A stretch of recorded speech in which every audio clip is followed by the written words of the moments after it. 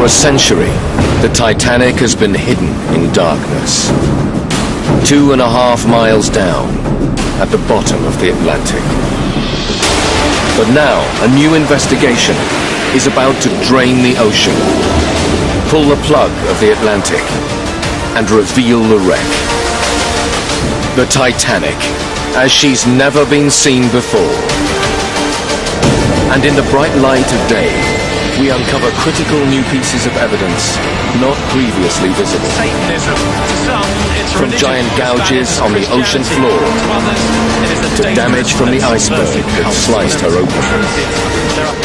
A team of scientists equipped with cutting-edge tools now tackle the long-standing mysteries of the disaster that could rewrite the Titanic's story. Drain dry. This is the wreck of the Titanic, as you've never seen it before. Certainly from where it came out in the 50s and 60s, you had very much a Christian American ideal. It's the most infamous ship in all history, the Titanic. From a time when ocean liners are racing to be the biggest, the fastest, and the best, the RMS Titanic is a technological marvel. When she set sail in 1912, she's the largest moving man-made object on the planet. An unsinkable ship. But around 2,500 miles into her maiden voyage, disaster.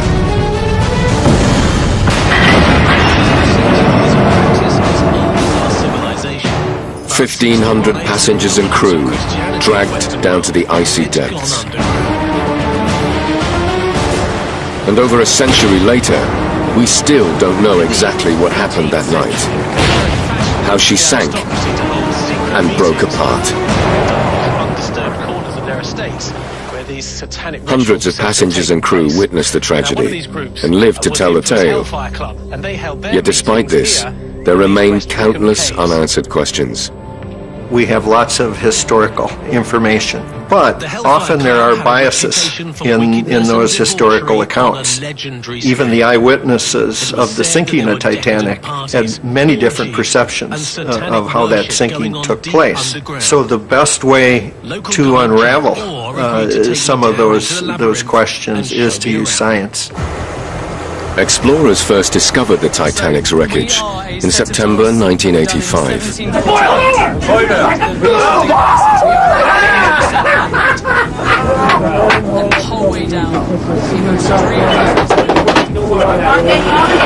Since then, more than 20 expeditions have gone back to the ship. 2.5 miles down. This is a place as alien as the surface of the moon. Only a few yards of the Titanic's hull are visible in the explorer's headlights at any one time. Nobody's ever been able to see the whole wreck, or even find the edges of the site. In the past, trying to understand Titanic with the existing technology was like trying to draw a map of downtown Manhattan. From the height of a 10-story building, in a vehicle that has the windows fogged up, it's pitch black, and you're trying to look at it through a flashlight. Challenging, to say the least. Critical clues to understanding the disaster still lurk in this darkness. Now, a team of scientists, funded by the legal steward of the wreck, RMS Titanic, Inc., are set to change all that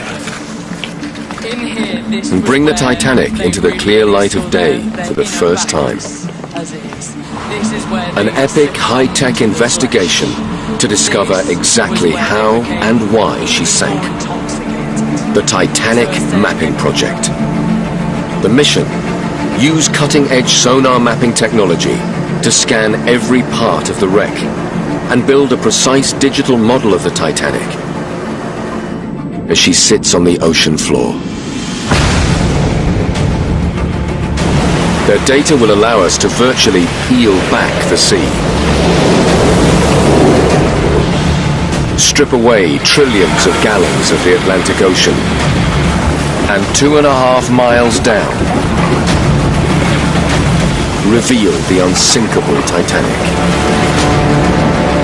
Drained dry on the ocean floor. But scanning the deep ocean isn't easy. Autonomous underwater vehicles, AUVs, have to dive down through 12,000 feet of water. It's incredibly challenging to work at Titanic. It's dangerous. It's a very dangerous place. Investigators program the AUVs to fly as close as 30 feet above the wreck. The underwater drones then fire signals, measuring variations in height down to the tiniest detail. They crisscross the wreck and seabed, like mowing a gigantic lawn. Each pass scans a 150-foot wide strip, gathering millions of data points. Next, the team deploys an ROV, a remote-controlled sub attached by cable, to capture thousands of digital images of every point on the wreck. Every single day, these vehicles would come back with some new bit of information about what was on the bottom. A tidal wave of new data comes to the surface. Over 160 hours of video. In total, 37 terabytes of data. But to see what they've got takes time. Over the next weeks, banks of computers crunch the raw data, turning millions of sonar points into a complex model of the wreck. I remember all of us sort of sitting around the computer when we first were building the 3D layer and seeing the bow and seeing the stern in so much detail. We were all sort of grinning at the screen, looking at all that data, and seeing that for the first time was pretty amazing. At the same time, visualization expert Bill Lang begins stitching together thousands of individual images of the wreck. A task that takes him and his team at Woods Hole Oceanographic Institution 6 months to complete.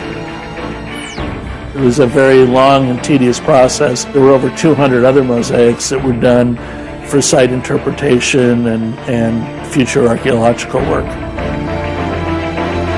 This ultra-high-def imagery, together with the 3D scan, can now unlock a new vision of the Titanic, a wreck that's been shrouded in darkness for over a century.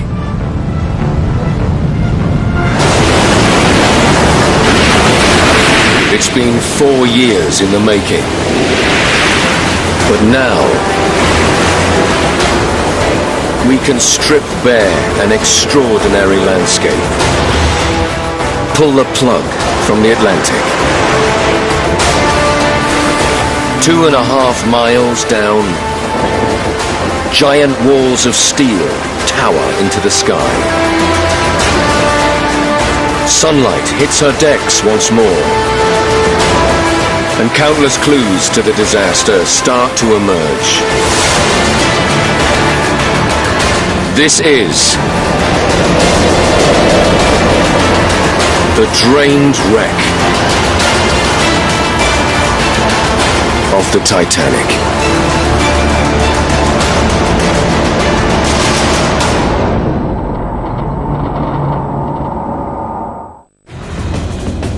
We've drained the Titanic, and for the first time, we can see the ship in its entirety, in unprecedented detail. Now, investigators can map out the site's boundaries, and archaeologists can get an overview of a wreck that's been hidden for over 100 years. It's almost like the fog has been cleared away. You can now start to see through the perpetual darkness. The idea of draining the Titanic presents the site in a whole different light. It's not impenetrable. It's right there in front of us to explore. The Titanic's wreckage is spread out over half a square mile of the exposed ocean floor. an area of some 200 football fields. The site of RMS Titanic can be described pretty basically as two large features, the bow section and the stern section, which are about a mile apart, and then numerous debris fields. In all, there are 5 debris fields, each scattered with fragments of the ship and objects that tumbled out as she sank. The stunning vistas unleashed by the new model bring the Titanic back to life. With the waters stripped away, her story is laid out in plain sight. People think science is above emotion. When you're looking above emotion, when you're looking at the boat deck where so many people say goodbye to one another, these are important points on that ship. The guardrails, where on that freezing night, fathers hugged their children, set them in the lowering lifeboats, and leaned out to catch a final glimpse of their loved ones. Portholes where passengers trapped below deck saw the starry sky for the last time as the ship slipped beneath the waves. And even the mast of the crow's nest, where lookout Frederick Fleet's voice shattered the silence of the night as he first spotted the looming iceberg. The Titanic's iconic 8-ton anchors, still in place, gleam in the bright daylight for the first time in over a century. And with the ocean now sucked dry, her enormous bow section towers above the seabed.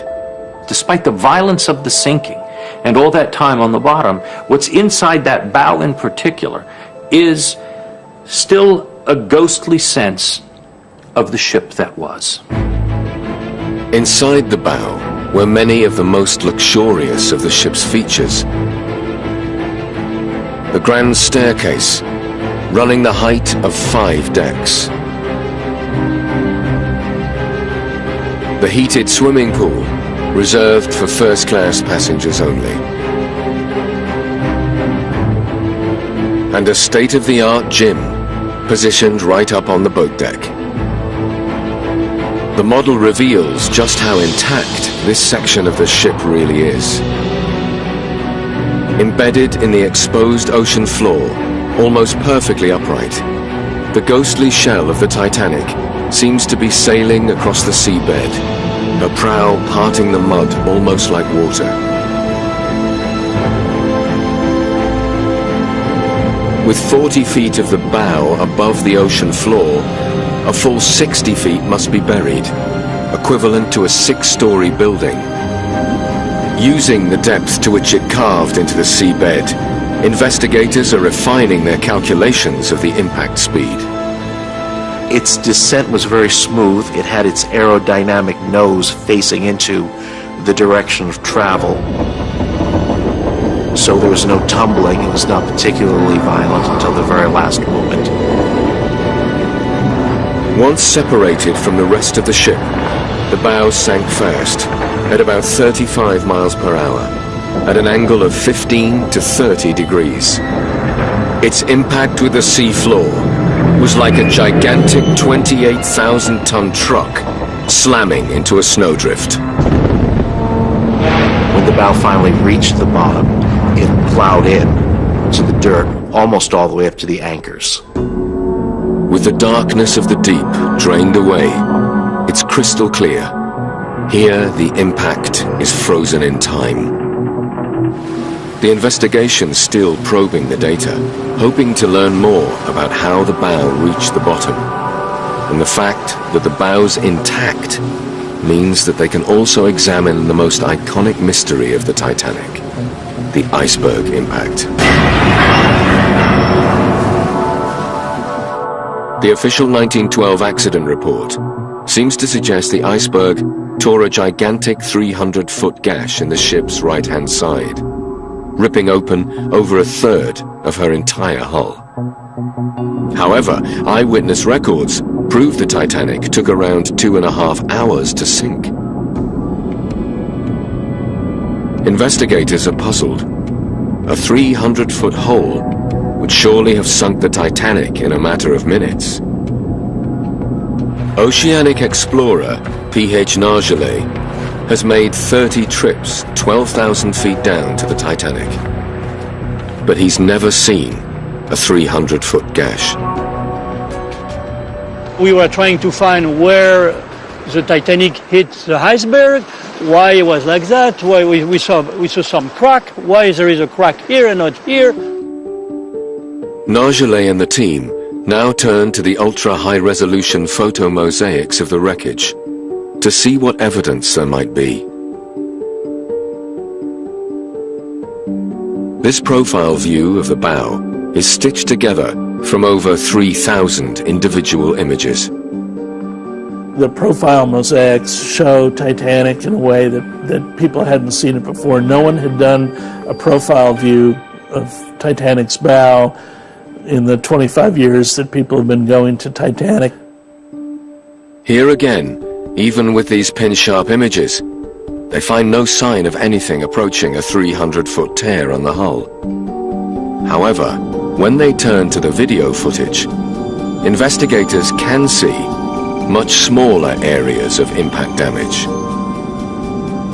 The actual iceberg damage appears to be confined to maybe a 30-foot length of the bow. It wasn't like a gash, and it wasn't tens of small gashes. The size of these gaps in the hull add up to just 11 square feet.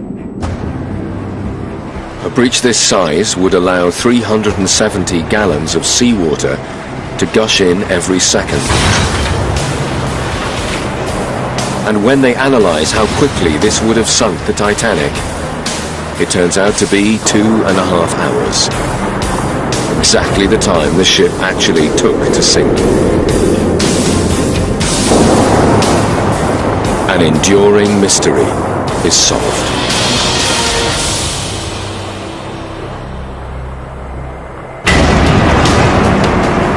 The investigations further confirmed that the giant gash is fiction, and that the iceberg made only small punctures below the waterline that together were enough to trigger disaster. But for the team, there's an even bigger question looming that our new model could shed light on. When and where did the ship get torn in half? How did her bow become separated from her stern by a staggering 2,000 feet? The answer is here, in broad daylight, on the drained sea floor, in the exposed wreck of the Titanic.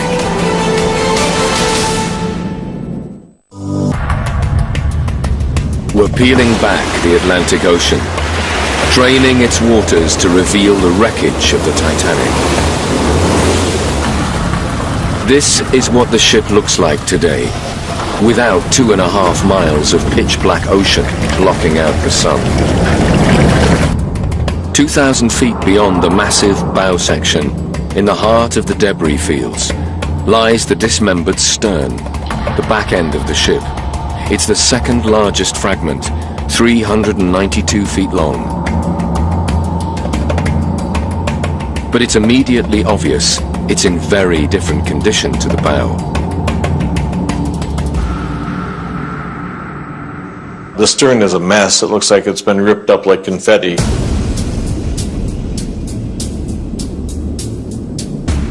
The stern today is pure chaos. Some of the stern's huge metal components are still intact, like the 40-foot high engines, each the size of a large house. But our highly detailed model also shows decks collapsing, as if crushed together. Heavy steel beams twisted and torn like straws. It's hard to figure out what you're looking at. To me, it almost looks like a giant piece of metal sitting on the seafloor, but tough to make it out as a piece of a ship. Why is it in such bad condition? Investigators have struggled to fully explain this. The stern section has its problems in interpretation because it's so completely broken up. But within the model, there's a vital clue, something that could unlock the stern's violent story.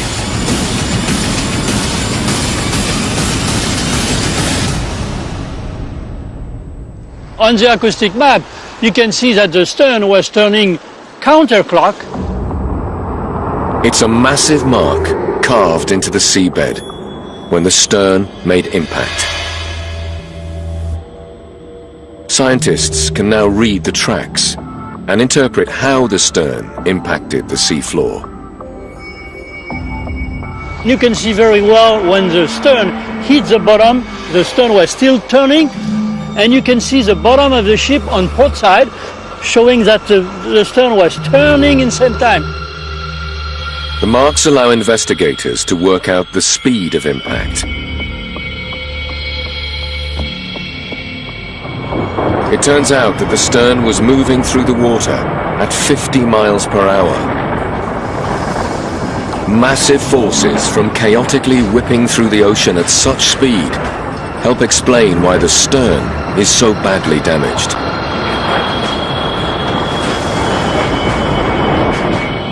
While the hydrodynamic bow sliced cleanly through the water and remained largely intact. If you have a plane that's damaged in flight, the air will get under the skin of the plane and rip pieces off. The same thing would likely have happened with the Titanic's rapidly disintegrating stern. At first, large chunks came off, and then once the structure resisted, small pieces like confetti started to fly away. Investigators think high-pressure water may then have found a route into the ship's internal structure, slamming into its interior walls. Once the hull is separated from the frames, water will blast through. It'll form a ram. All those interior walls were wooden, and they didn't stand a chance. The water started coming through at full force. They were pulverized. To the team, this is more evidence for why the stern now looks like a massive car wreck, while the bow section remains intact. It's another answer to the mystery. The investigation has now clarified how the two main sections of the ship reached the bottom. It's also shown how they impacted and why they look so completely different. But there's still one major question to tackle. How and when did the Titanic break apart? 98 passengers and 19 crew members were killed. 54 of the dead were Canadian. With cutting-edge technology, we've drained the depths of the Atlantic Ocean and exposed the final resting place of the Titanic. After 100 years of darkness, her decks once more bask in the warmth of the sun. Between the bow and stern, a massive debris field stretches out for hundreds of feet. For the investigators, it's a view they've never seen before. Every piece is a potential clue in solving the mystery of how and why the Titanic broke apart. For years, the dominant theory has been that she split in two on the surface. As the sinking bow angled down, lifting the stern high into the air, its own unsupported weight became too much. The ship snapped in half.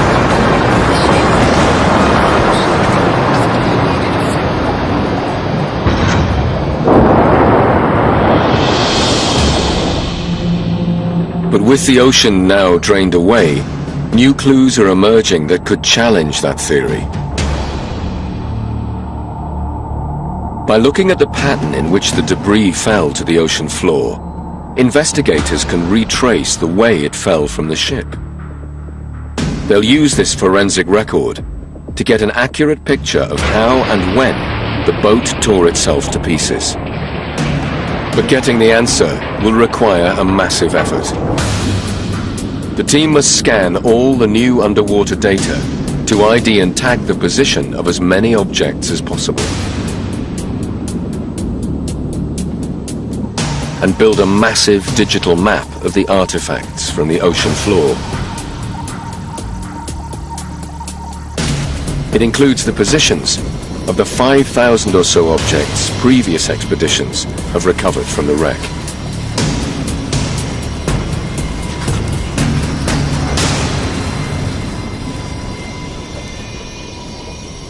It's a catalogue of treasures. Ornate statues from the ship's grand stairway. Chandeliers that once hung in the first-class smoking room. And the finest crockery from the ship's best restaurant. There's even one of the Titanic's bronze bells. And pieces of nautical equipment from the docking bridge. Every precious object is a critical data point and could help rewrite the story of how the ship came apart. The patterns that are emerging from this remapping of the site don't fit any of the traditional models that were there before. The work will take years to complete. There's coffee cups, dinner plates, bits of chandeliers, deck benches. It's full of objects from the ship, but also personal objects as well. Each data point on the map is also a story in itself. A touchstone that reveals a detail of a human life. These were all real people who had lives, who had people who loved them, families who were impacted by what happened on that night. Some artifacts are highly personal, delicate jewelry that may once have graced the neck of a society lady, and perfume bottles with their precious liquids still inside.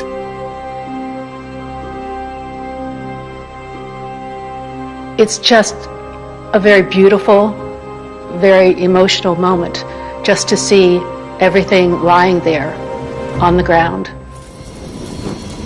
It's a visual story of that tragedy.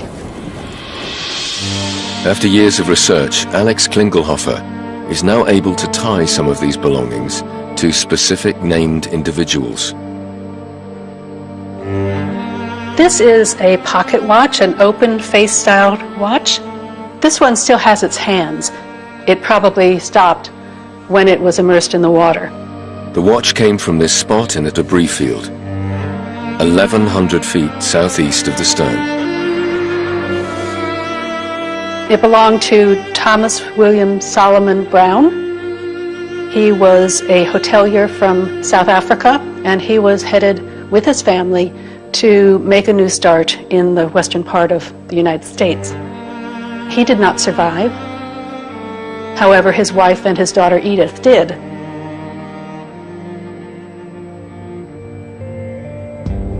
Other passengers even left behind written traces of their lives, still legible after a century in the water. A notebook found 780 feet from the stern in the west debris field belonged to a young third-class passenger, Edgardo Samuel Andrew. He was 17 years old. When you look at his belongings, you find school books. You can still see the writing in here, even though it's quite stained. He used a pencil, and the pencil has remained legible. Here, on this page, he's writing his name, I guess practicing writing his name in the correct way.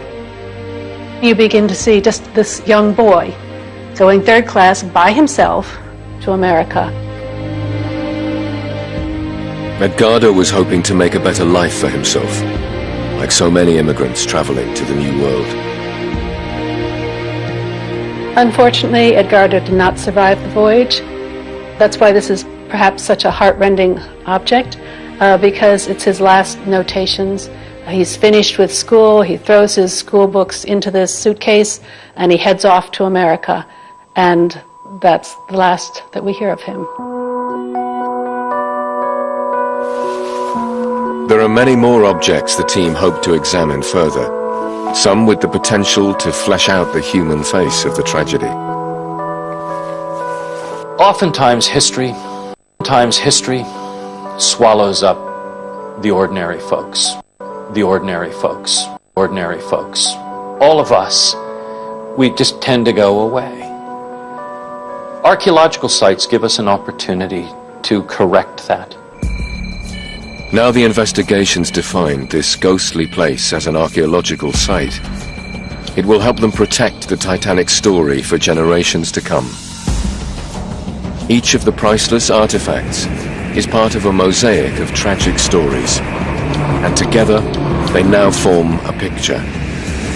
The fully mapped debris field is at last ready to give the investigators the crucial answer they've long been waiting for: when and where the Titanic broke apart.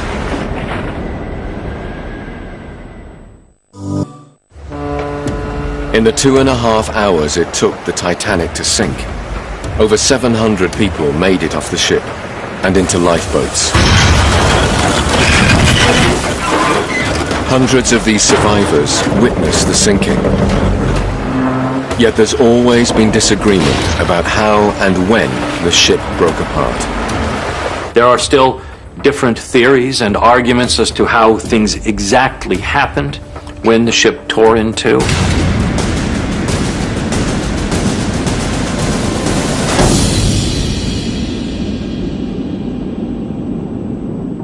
Now, some investigators think the new data could prove once and for all what really happened. In recent years, the dominant theory has been that the breakup occurred while the Titanic was still on the surface. We know from eyewitnesses that the stern tilted up out of the water as she sank. Some experts have argued this created immense stresses, tearing the ship in two.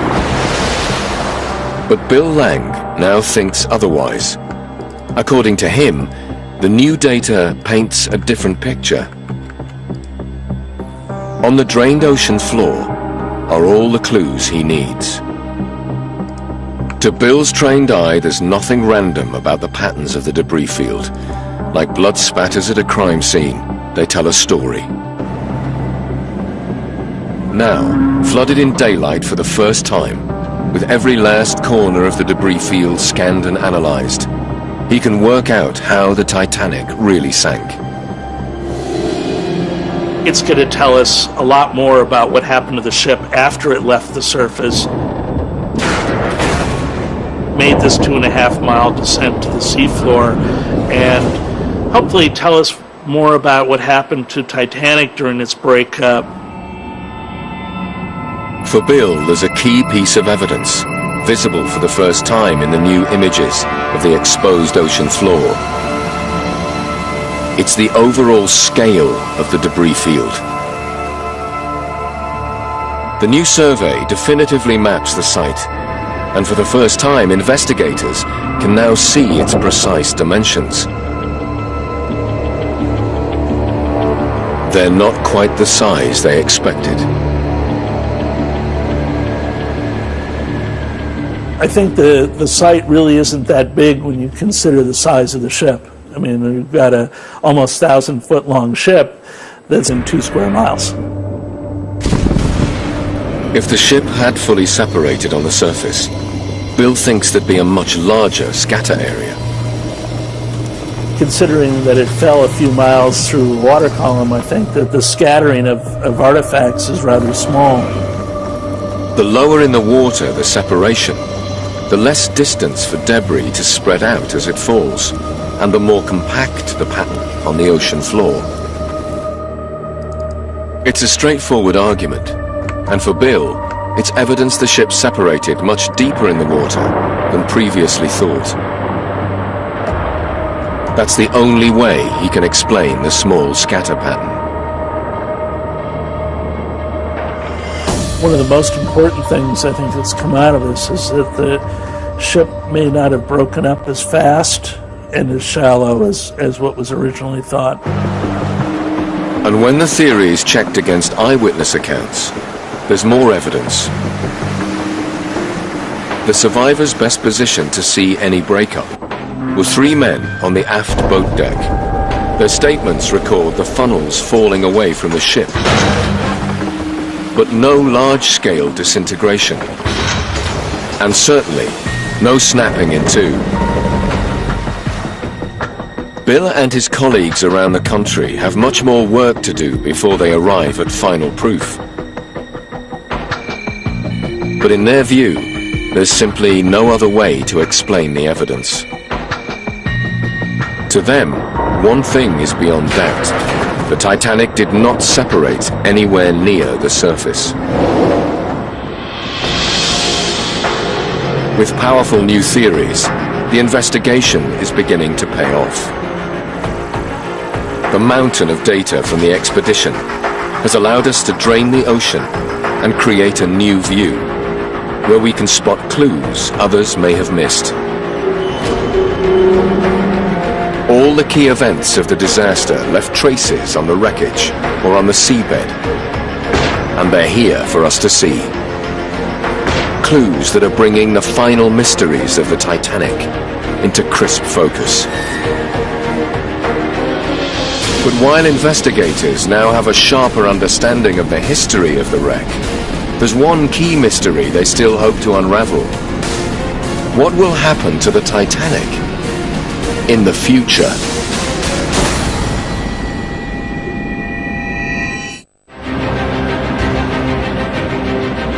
This is the exposed Titanic as she looks today, after a century of decay in the dark depths. In the 30 years since she was found, no one's been able to see her quite like this.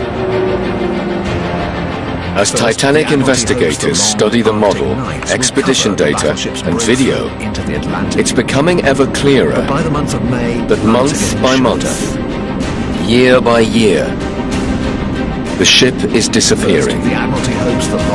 And it's happening faster than some experts expected. P.H. Nargelet has been going to the wreck for 3 decades, and he's seen a big change over time. But by the month of May, the distance between the A deck and the B deck was easily 10 feet, now is 5-6 feet.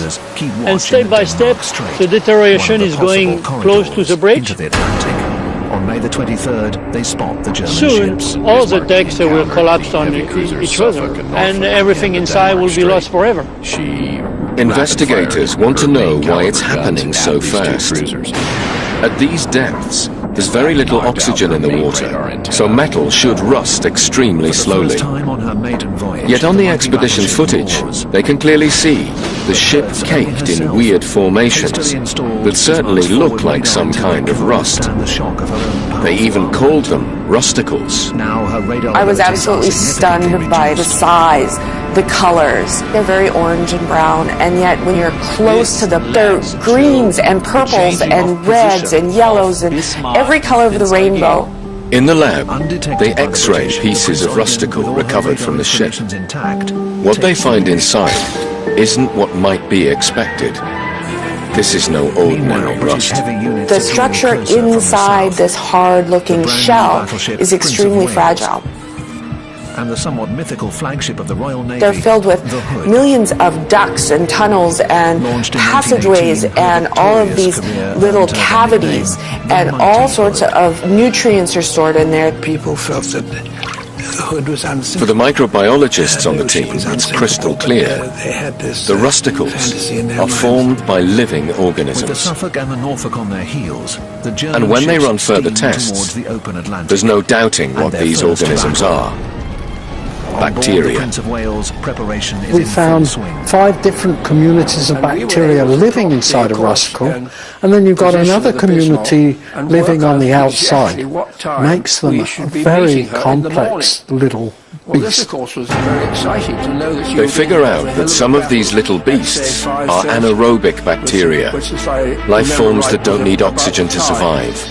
Instead, for their energy supply, they extract iron and minerals from the ship's metalwork. Detects the two British ships over the horizon. Like a swarm of microscopic piranhas, billions upon billions of them are feeding on the wreck. The Bismarck is unsinkable and will be wiped out at sea. The impact of the vesicles on this extremely large ship is overwhelming. By studying these tiny creatures, the microbiologists can now confidently lay down a time frame for the Titanic's final destruction. If we went back in 500 years, Titanic would look fairly similar to what the bow section looks right now as far as the hull would be. It would still be a very U-shaped, very formal looking docked ship. However, I would expect the deterioration to move from the back to the front, so that a lot of the promenade at deck would have fallen onto itself. If we were to revisit Titanic in 1,000 years, I would not be able to tell sort of the size of the magnificent ship that she is today. I would expect that all of the decking would be gone and the bow would be filled with what would look like sort of piles of rust. If you revisited the stern section, you would see that the deterioration had greatly increased, simply because the damage that section had sustained during sinking. The bacteria would have taken girders and basically had encrusted them in rusticles and deteriorated to the point of being a pile of iron ore at the bottom of the seafloor.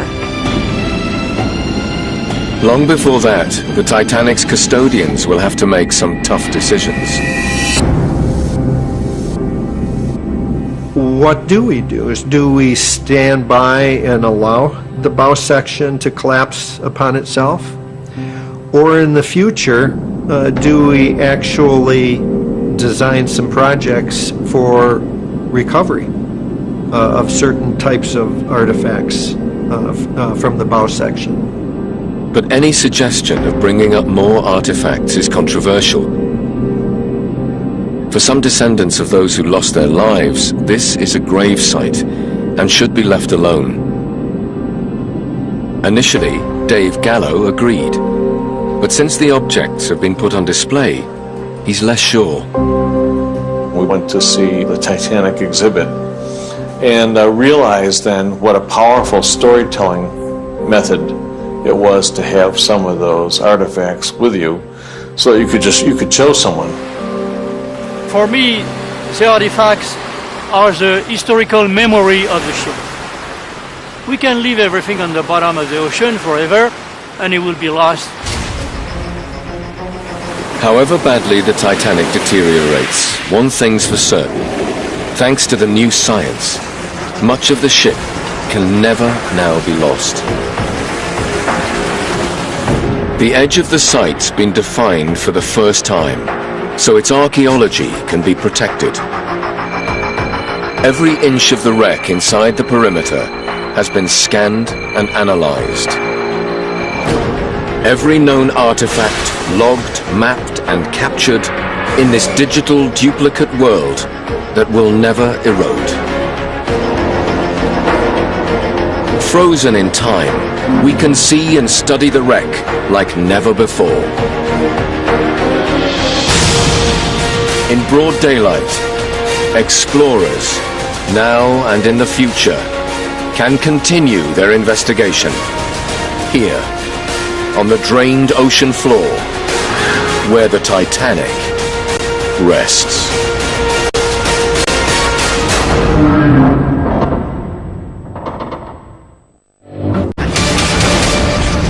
Certainly from where it came out in the 50s and 60s, you had very much a Christian American ideal. It's the most infamous ship in all history, the Titanic. From a time when ocean liners are racing to be the biggest, the fastest, and the best, the RMS Titanic is a technological marvel. When she set sail in 1912, she's the largest moving man-made object on the planet. An unsinkable ship. But around 2,500 miles into her maiden voyage, disaster.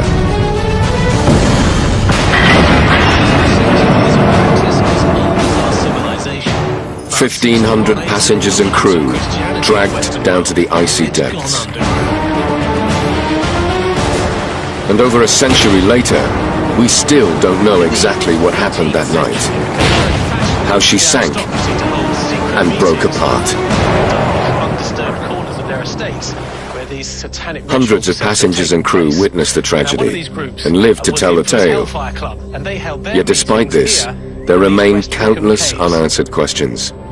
We have lots of historical information, but often there are biases in those historical accounts. Even the eyewitnesses of the sinking of Titanic had many different perceptions of how that sinking took place. So the best way to unravel some of those questions is to use science. Explorers first discovered the Titanic's wreckage in September 1985.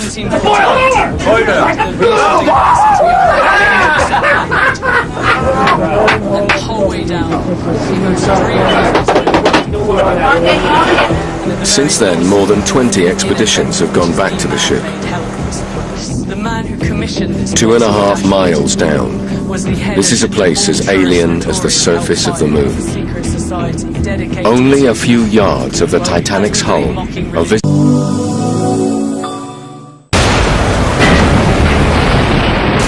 For a century, the Titanic has been hidden in darkness. 2.5 miles down, at the bottom of the Atlantic.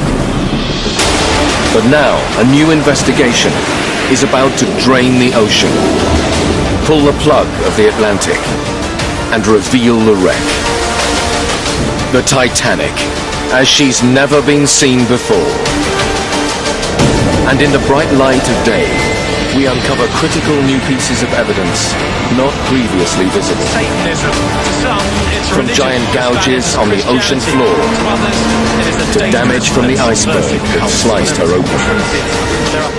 A team of scientists equipped with cutting-edge tools now tackle the long-standing mysteries of the disaster that could rewrite the Titanic's story. Drain dry. This is the wreck of the Titanic, as you've never seen it before. The Titanic Mapping Project. The mission: use cutting-edge sonar mapping technology to scan every part of the wreck and build a precise digital model of the Titanic as she sits on the ocean floor. Their data will allow us to virtually peel back the sea.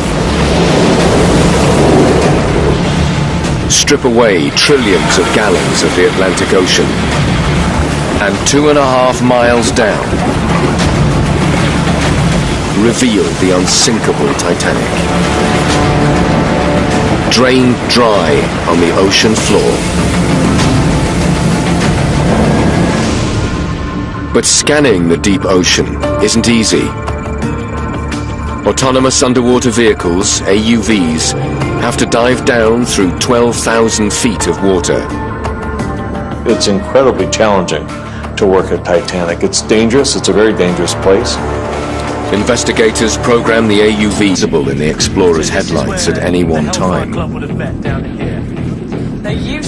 Nobody's ever been able to see the whole wreck, or even find the edges of the site. In the past, trying to understand Titanic with the existing technology was like trying to draw a map of downtown Manhattan. From the height of a 10-story building, in a vehicle that has the windows fogged up, it's pitch black, and you're trying to look at it through a flashlight. Challenging, to say the least.